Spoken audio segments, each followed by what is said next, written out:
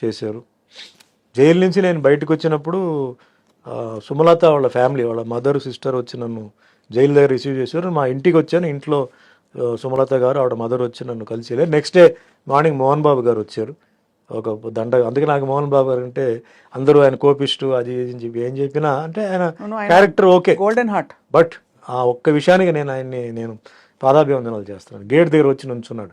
నేను ఎవరిని కలవడానికి ఇష్టం లేదంటే మా అమ్మగారు చెప్పారు, లేదు మోహన్ బాబు వచ్చున్నారు లోపల పిలువ అంటే, సరే గేట్ తీయని వచ్చి నాకు పూలదండ వేసి షిరిడి సాయిబాబా ఆశీర్వాదాలతో మళ్ళీ నువ్వు సినిమా ఇండస్ట్రీలో రావాలి సుమన్, మళ్ళీ నువ్వు వస్తావు, బాబా బ్లెస్సింగ్స్ ఉంది, డెఫినెట్గా నువ్వు వస్తావు, నువ్వు ఏం భయపడొద్దు, నీ సీట్ నీకే వస్తుంది చెప్పి అంటే ధైర్యం చెప్పేసి పాపం వెళ్ళాడు. ఎందుకు రావాలి ఆ మనిషి, బట్ వచ్చారు పాప ఆయన.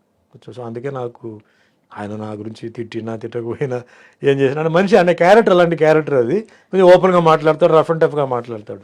ఆ ఒక్క విషయానికి నేను అప్రిషియేట్, నాకు ఐ నెవర్ ఫర్గెట్ దట్. అట్లా కొందరు సినిమా ఇండస్ట్రీలో చెప్పారు, ఓపెన్గా వచ్చిన వాళ్ళు. ఫోన్ చేయడం అవన్నీ చాలామంది చేశారు. ఓపెన్గా వచ్చిందంటే మేల్లో మోహన్ బాబు గారు అండ్ ఫీమేల్స్లో సుమలత. అది మరుసటి రోజు వెంటనే మధురైకి వెళ్ళిపోయాను నేను.